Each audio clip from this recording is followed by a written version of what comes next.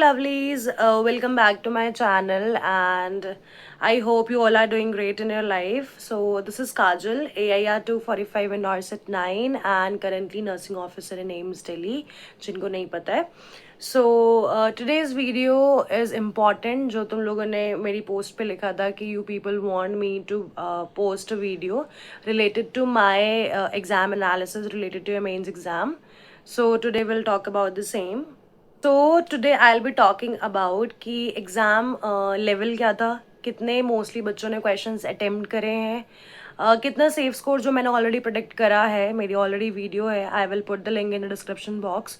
But you people want a new one, तो उससे कितना डिफर करेगा, and which subjects were dominating this time again, और क्या सेम लेवल था जैसे नॉर्सर 9 का था. So we'll talk about all these parameters. So let's start with the video without wasting further time. So नॉर्सेट 10 में जो मैंने पहली चीज़ नोटिस करी है मेंस एग्जाम में, इट्स लाइक कि it was the pattern was almost same like NORCET 9 जब मैंने दिया था. बिकॉज आपने देखा होगा कि आपके नॉर्सेट 10 के प्रीलिम्स में questions were very lengthy as you people said, ठीक है. और नॉर्सेट 10 में you people might have a lot of time in your hand अगर तुम देखोगे, क्योंकि क्वेश्चंस कुछ लेंदी थे, ज़्यादा लेंदी सारे नहीं थे, ठीक है. और नॉर्सेट सेकेंड चीज़ जो मैंने इसमें नोटिस करी है, इट वाज लाइक कि ये क्या करते हैं when it comes to mains, ये लोग साइकेट्री पे बहुत फोकस करते हैं, ठीक है. गायनी एमएसएन तो इनका चलता ही है, बट मेन फोकस इनका साइकेट्री हो जाता है. एंड ऑल्सो ये थोड़ा थोड़ा आपके जो छोटे माइनर सब्जेक्ट्स होते हैं उनके एक दो क्वेश्चन को भी टच करते हैं, which they have done the same thing in NORCET 10 also. So this was the first part. Second thing which I have noticed, which we people will talk, कि paper level क्या था. तो मेरे according paper level was easy to moderate. Tough बिल्कुल नहीं बोलूँगी. क्यों नहीं बोलूँगी? क्योंकि कुछ इक्के दुक्के क्वेश्चंस हो सकते हैं, या 2-3 क्वेश्चंस आप मान लो, 3-4, जो आपको लगेंगे कि अगर आपने कहीं भी ऐसे रिलेटेड कुछ देखा ही नहीं है, इससे रिलेटेड कुछ पढ़ा ही नहीं है, ठीक है. उसके अलावा all the questions that were there in the exam, they were from the topics which you have touched in your life, ठीक है. कुछ ऐसा उन्होंने नहीं पूछा था हाई फाई जो आपको ना होता हो. Comparatively to my NORCET 9 I found the paper easy, very easy. And many of you were saying to me last time कि प्रीलिम्स तो PYQ में से आया ही नहीं, ये वो. तो जिन्होंने एग्जैक्टली PYQ करे होंगे और जिन्होंने प्रीलिम्स को ध्यान से देखा होगा, तो PYQs were there in indirect form, ठीक है. Same thing is happened this time भी. नॉर्सेट 10 मेंस में भी they have touched their topics जो वो मोस्टली पूछते हैं, अगर आप ध्यान से देखोगे तो. This was my third analysis which I so. Paper was easy to moderate, comparatively easy, because everything they asked is something that you have learned, you know, from somewhere or the other. It's not something like कि तुमने कभी वो चीज़ पढ़ी ही नहीं है, ऐसा नहीं है. Next important thing that I would like you people to know is कि mostly बच्चों ने कितने attempt करे हैं questions. तो वो somewhere they are in the range of 135 to 145 इस रेंज में क्वेश्चंस अटेम्प्ट हुए हैं. तो यू पीपल कैन सी कि लोगों को पेपर टफ नहीं लगा है, ठीक है.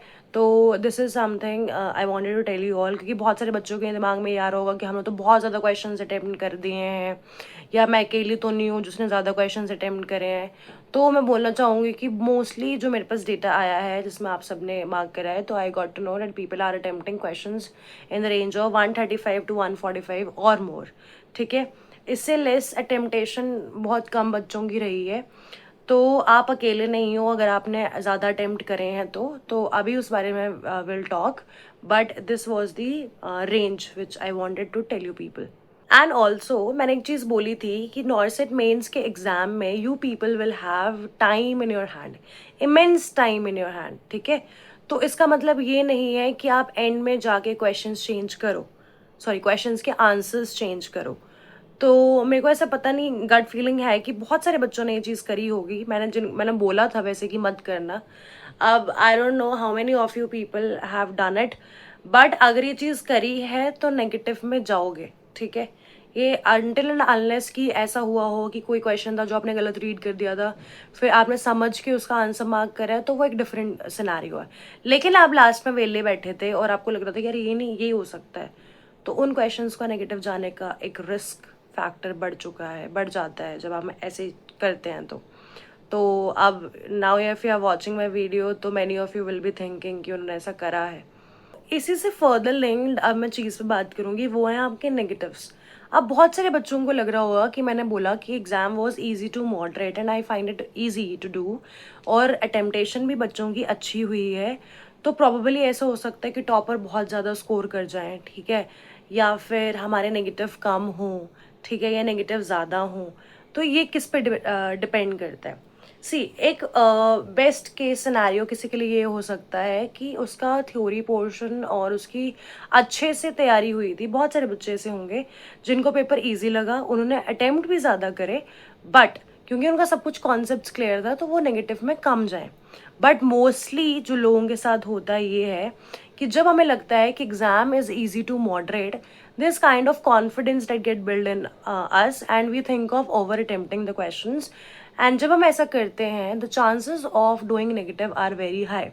We end up doing silly mistakes and the same thing has happened. I talked to people, ठीक है, a few my batchmates also जिन्होंने अभी नॉर्थ से 10 वापस दिया था, so they told me कि यार सिली मिस्टेक्स हुई हैं, अब वो बच के अगर हम एक सेफ कैटेगरी में लैंड कर जाएं तो अच्छा होगा। तो नाउ यू कैन सी कि सिली मिस्टेक्स, आई गेस अभी आप वीडियो देख रहे हो तो बहुत सारे बच्चों के एंड से हुई होंगी। So comment down the comment section किस किस ने सिली मिस्टेक्स करी हैं, क्योंकि ये होता है when exam is easy to moderate, chances of doing silly mistakes and ending into doing negatives are very high. सो इस सिनेरियो में किया क्या जाए? First of all, you are not the only one who has done it, ठीक है, there will be numerous people जिनसे ऐसा हुआ होगा, ठीक है।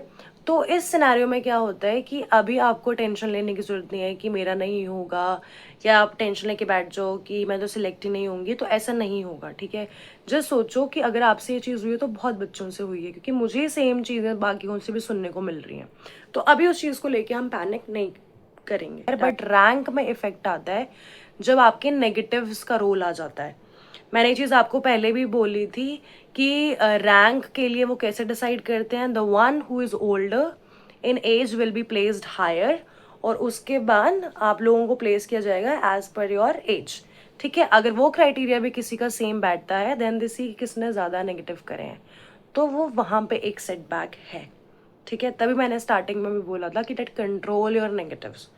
बट अभी के लिए आप ये सिनेरियो ले सकते हो कि अगर आपने नेगेटिव करे भी हैं तो देयर आर मेनी पीपल जिनके नेगेटिव में गए भी हैं, तो don't worry about it, okay. And रही बात पैटर्न डिफरेंस की, तो as such there was no pattern difference. Mains was exactly like NORCET 9. The topics they touched there, the subjects they touched in NORCET 9, the same subjects they have touched in your NORCET 10 mains. तो जो future aspirants हैं उनको मैं बोलना चाहूँगी कि जो इनका एक पैटर्न चला आ रहा है वो थोड़ा बहुत ही शिफ्ट होता है, बाकी ज़्यादा शिफ्ट नहीं होता। मेन फोकस आपका आपके मेन सब्जेक्ट्स पे होना चाहिए, ठीक है। और ये जो आपके सब्जेक्ट्स होते हैं ना, कम्युनिटी, साइकेट्री, जिनको आप इग्नोर कर देते हो, this should not be ignored at all. आप मेंस के एग्जाम का पेपर चेक कर सकते हो, you will get to know why I am saying that.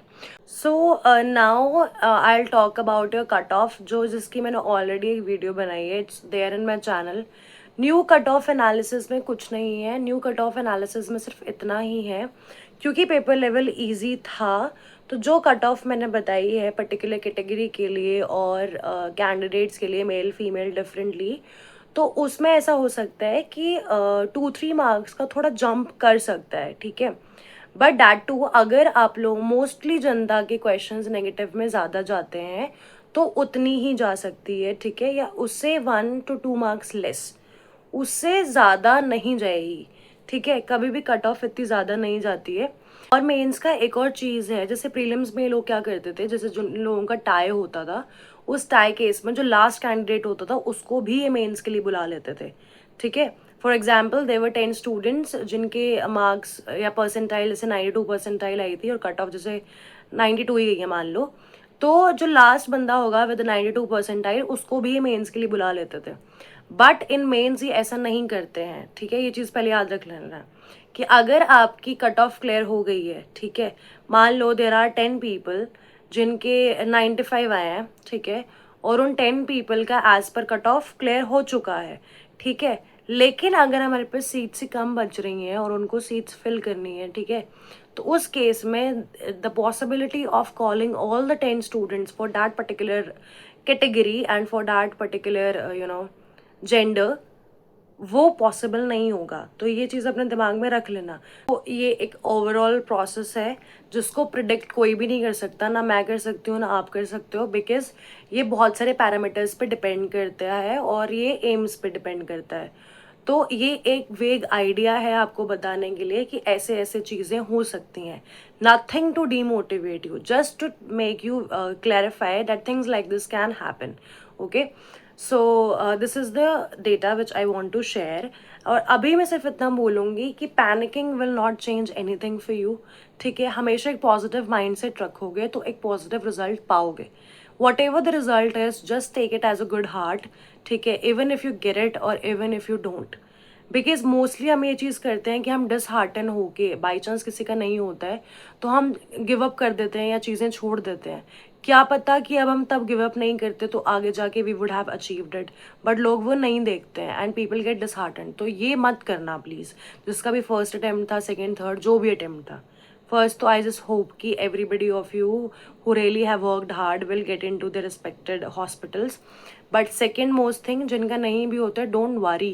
ठीक है, चांस कहीं गया नहीं है, आ ही रहा है, तो इतना डरने की जरूरत नहीं है। और गिव अप तो बिल्कुल बिल्कुल भी नहीं करना है, because we don't know what's coming next. And please share whatever stupid silly mistakes you have done, how many questions you people have attempted, how many right and wrong, जितना आपने analysis कर लिया होगा सब कर लेते हैं। ठीक है, तो कितना स्कोर बन के आ रहा है, everything in the comment section, I will reply. Until then, take care. Don't panic much when the result will be out. Just take it with a good heart and take care of yourself. Okay? Bye bye. And please subscribe to my channel. Don't forget it.